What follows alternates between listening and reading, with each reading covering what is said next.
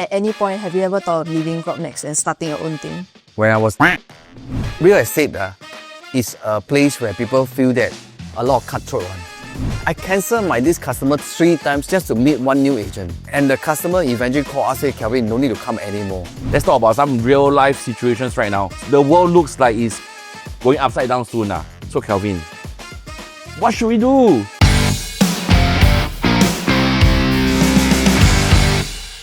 Many people also have seen your video, right, where you talked about how you used to hold 2 jobs. One, your full-time day job, and then a second one at night doing $7 an hour telemarketing job, right? That was where you actually knew about real estate. Apart from that reason, were there any other reasons, right, you chose to come into real estate? Because there are also many other types of maybe like insurance sales and stuff like that. Why real estate? Oh, of course, before I become a real estate agent, naturally I want to become an insurance agent because I saw the one who sold me the insurance plan when I was just only like maybe 15, 16 years old. And he was just driving a Datsun 100. And after when I really get to know him, when I be grown up, right, at that point of time, I see him drive a bigger car and running a team. I say, oh, wow, I also want to be there. So I thought I wanted to apply to be an insurance agent. But unfortunately, I did not manage to pass the insurance. Then I give up law, right? So eventually, when I bought my new house, then that's when my wife and me started as a telemarketer at night as a part-time, earning the extra income to support whatever expenses that we need to pay. Even though it's only $21, honest truth here is that $6 $21. or 3 hours. 3 hours? 3 hours. $7 per hour. Oh, $7 an hour. If you $21 per hour, I go work now. I said $21 an hour for that time. So actually $21 plus my wife only $42. After the calling, we went for supper, you already take out how much money away. Then at the end of the day, you only left a little bit only, in a sense. But if we never go into this telemarketer job, we probably never found what is called real estate. Yeah. But because of the telemarketer jobs allow me to realize that why are we working so hard for the managers? End of the day, we are like earning that little money, but that person is able to do so. For me, I'm a very logical person. Whichever the jobs can give me the space that I can work hard and do well, I want to do. But if you give me a job that is very fixed, I feel that whatever I want to do is always limited. Maybe you can rewind a bit. Before this telemarketing job, right, when you were in school, right, do you do any other part-time jobs? Oh, yes. Since primary school, I already started to work at sales job. Primary school? I think it's primary school. I sell watch, probably like maybe 15 or whatever. Because I remember at Poly also do. At the same shop? Same company. Oh. Yeah, because they don't mind to employ me. And also because my sales is also okay. Right? Is that why you like watches and all that now also? No, just that because I find that job can give me a better income law. Even though you were introvert, right? I mean, you are an introvert, but you always had that sales technique, you say? The entrepreneur side to you? Sales side. For me, it's very clear. Introvert is because you don't really talk to people. Yeah. But that does not mean you cannot do sales. Correct. Right? Doing sales is about promoting a product that make people feel that they should be buying it. So to me, as long as I'm genuine in giving them the opinion and genuine giving them the so-called suggestion, I think they will buy us. It's regardless whether you are sales or not sales, whether whatever, it doesn't matter. Because to me, I think it's what the customer needs. How can I satisfy the needs? Then they will take action. Yeah. Okay, so jumping into real estate, right? When you came to the realization that, hey, why are we making like $21 a night when we can be the ones making this amount of money, right? It definitely took some like courage to quit your full-time job because it's stable pay, right? Like what I'm also thinking I can quit my full-time job now and then go be a real estate agent. I also can be maybe Mr. Kelvin Fong number 2 one day, Rising millionaire. But there's always this fear in me because there's this fear like I need to pay my mortgage. I need to, there's so many factors to consider. So maybe tell us a bit more about the mindset back then, right? And also was it that easy to just quit your job and then start real estate? Definitely not easy because I have a point in 2003, there is a month that I told my wife, should I better go and get a full-time job or not? Because the sales dropped that month. So I was just hesitating. Should I better find a full-time job? Because, I was alone since young.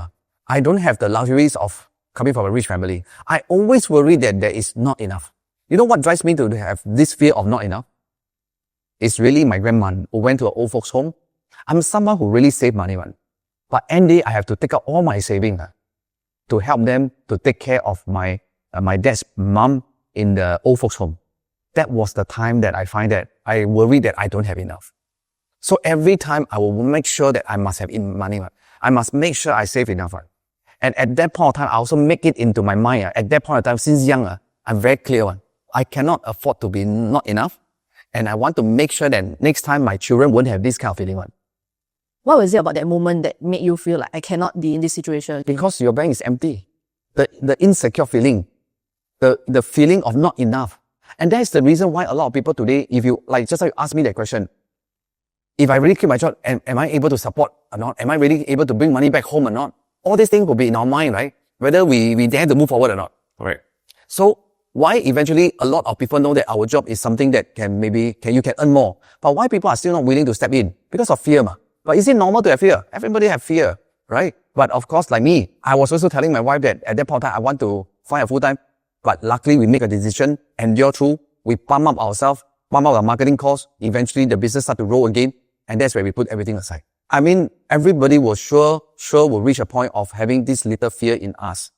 I always like to tell people, especially the real estate people who join us, if you are really coming here to become a real estate agent and you say that you have a full-time job, I can always tell them one thing.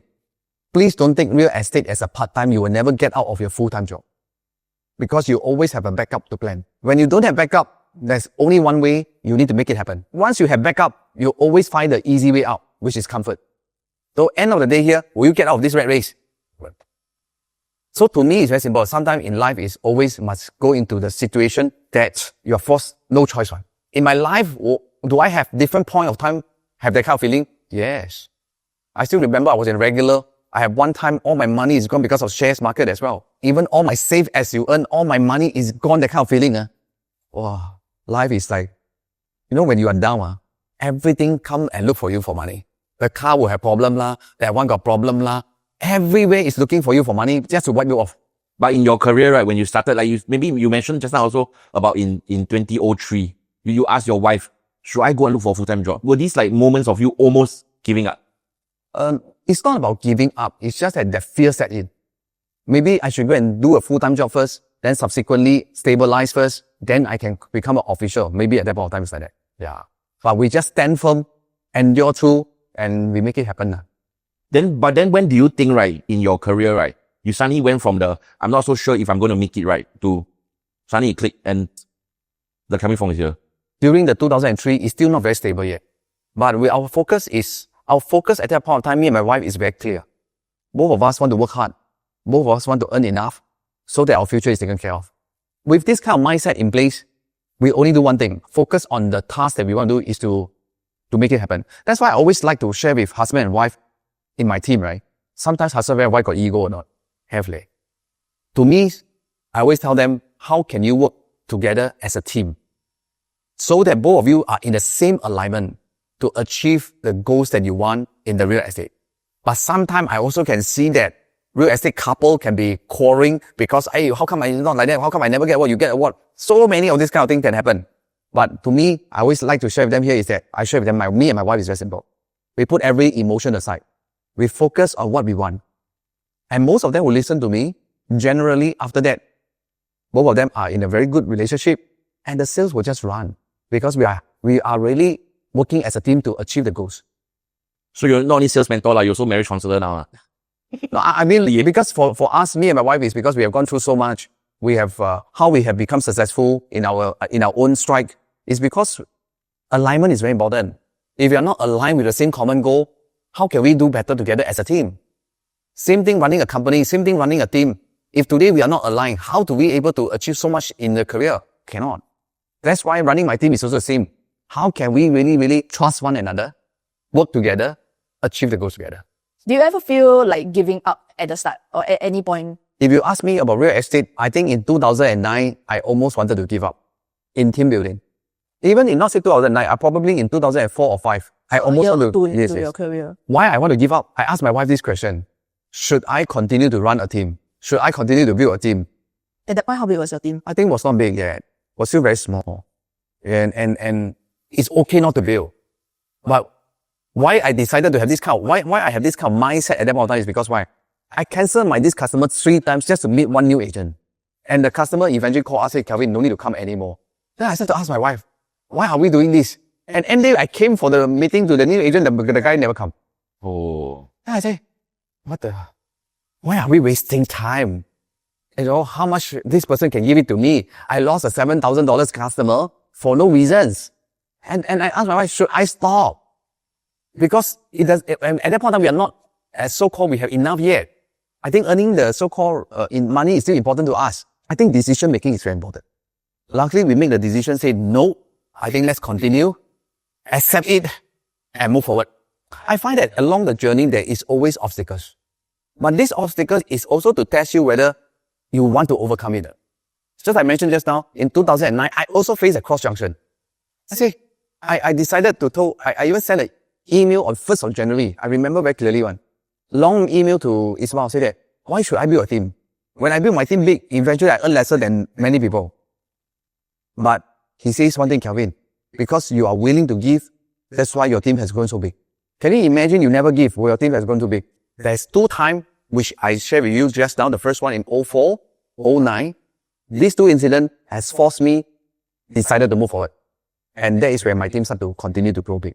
And eventually I was still the winner, despite all the challenges. I just think it's interesting how someone who so reserved, so introverted, right? Like you eventually grew your team to be like To be honest, biggest team. To be honest, normally I always think that leaders are all the rah-rah people who can talk very loud, come on, you can do it, all this. Then I say to myself, first, I also don't understand why this person like me can do so much things. To me, like what you say just now, right? Introvert person are those people who are quiet, So how do you connect with people? How do you make people come together? How do you make people work as a team? To me, a strong leader is, come. But I'm not that kind of person. What is it about you that you think eventually managed to attract all these people to be under you? Everybody is of different character. But what I have done in my own thinking here is that because I have demonstrated I'm willing to do more, I also have demonstrated by showing you how you can do it, always innovating, always creating new concept, new ideas, new system to work together. And my culture is always about giving. As a result, the more people I build, this culture continue to flow down. Eventually, all my leaders, all my people are also having the same culture. And that's where my team start to grow. Actually, after I realized one thing, a leader is not so much about how raw you are. It's about how you can influence people to trust you. But trust is not easily just talk. Trust is because they see you in action. They see you putting in the extra mile. They see you doing the things that they never do, but you do. And that makes a difference. And that's the reason why, to me, I'm not that one who go around, hello, how are you? Not me. But they see me work. I think that's the key. And they see that how I can bring them from one point to the next point. And that's where eventually the whole teams grow together as one. So to me, culture is number 1. System is number 1. I created a system since new. Training, number 3. Because with all these things in place, the whole team can move together. I also have created things that a lot of people don't believe. For me, it's always about innovate. For me, I don't like to do things that other people are doing. I always want to make things different. Because why? If I become a follower, I will never be able to do what I can do. I mean, in the past, how I grow my team is because real estate is a place where people feel that a lot of cutthroat one. Last time. They will never believe to tell you information one. Because why? They scared you undercut them. But at the end of the day, nobody there to do, but I managed to do it. And that's where my team go. Why? I share with them one thing. Trust. If anyone can actually do something that is not right, they answer for it one day. But who wants to be in a negative environment who cut through one another? No one. So when everybody have the same mindset, that's where everybody grows. So my job is influence. That's till today, I think that I still do the same thing about influencing. So it's safe to say that you love to work. I think lead by example. No, but do you love to work? Of course.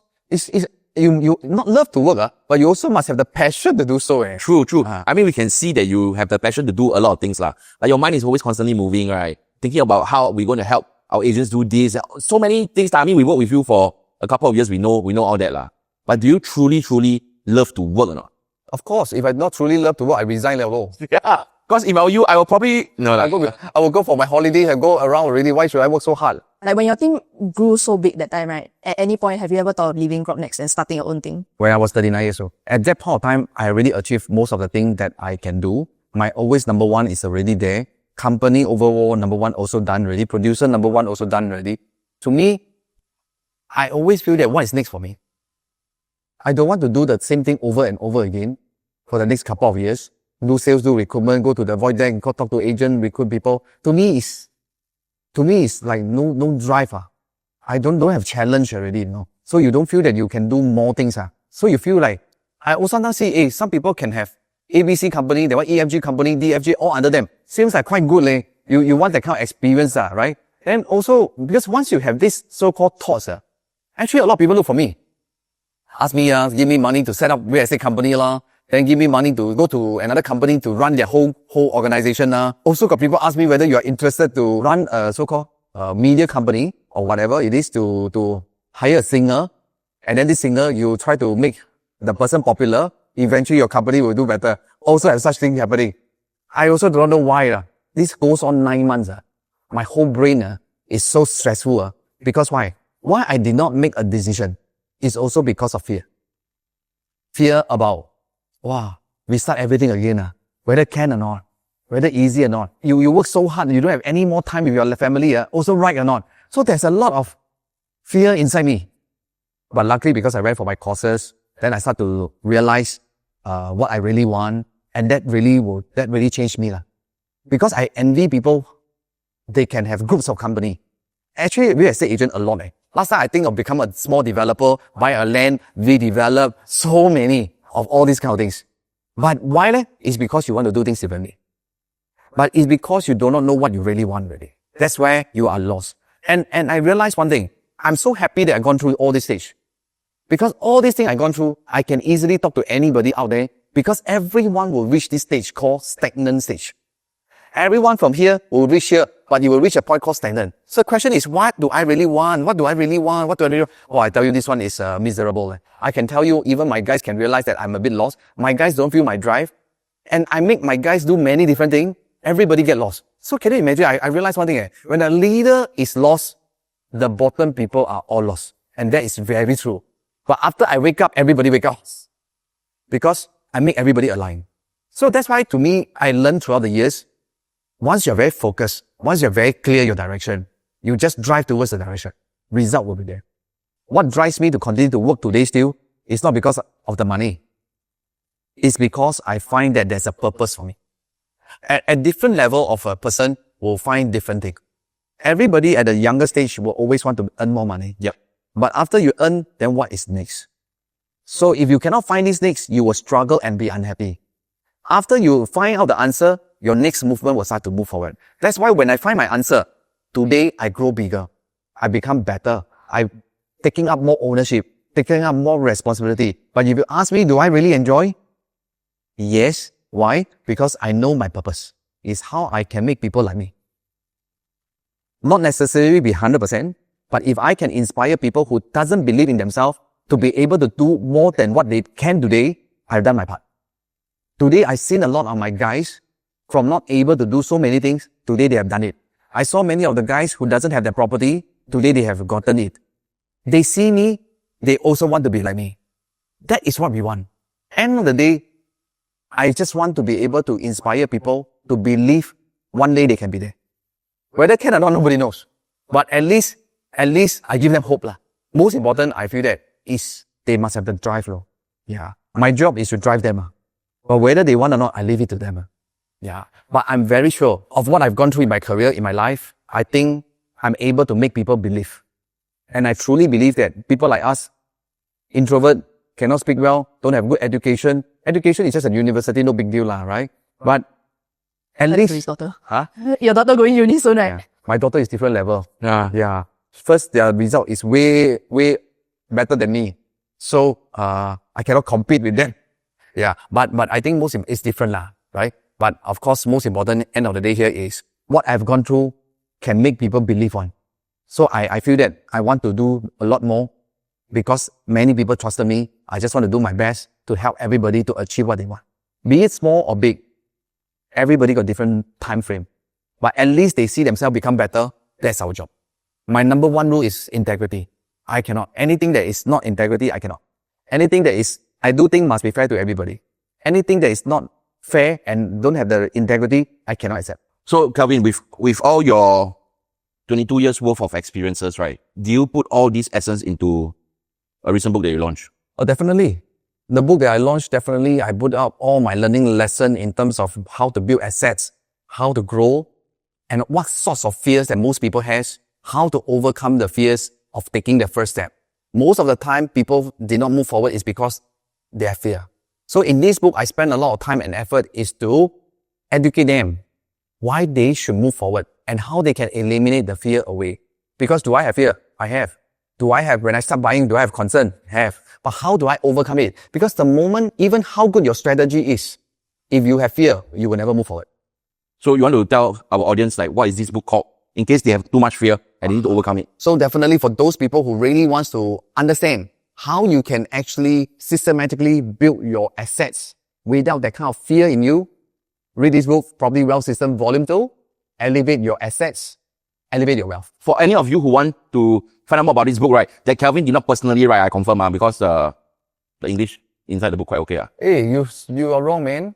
I mean, maybe the language is not as cheap. You write, I mean, nobody understand. The most important part is Kelvin, 22 years, his whole essence, right, is inside this book. And this book helps you and guides you. The mistakes that he has already made, right, made by him, done already. You just learn what is good for you. You can scan the, where should they scan the QR code, Vic? I think here. Over here? Please scan the QR code. Check the book out for yourself, buy a gift for people that you care about, honestly. If you don't care about the person, don't give them this book. Because this book will definitely help them. Okay, yeah, Kelvin, moving on. Okay, let's talk about some real life situations right now, happening in the world. Like, how US elected Donald Trump. He took office in January. The world looks like it's going upside down soon. For those who don't know, for those who live under a rock, but I don't believe so, okay, because too big of a news, right? Tariffs all around. Every country slapped with tariffs. Even countries like Singapore, right? Our trade with them. US have trade surplus with us. We're still slapped with a tariff. Even with the free trade agreement that we have with them. I bet a lot of consumers out there right now, they're feeling this hit, okay? Even Prime Minister Lawrence Wong himself has to come out and address this situation.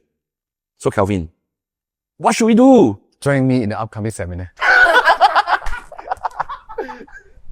Of course, I think current market situation, definitely a lot of people has that little fear in them, which is very normal. In any chaotic situation, in any crisis, there is always fear out there. And that's exactly why my book is there for people to understand.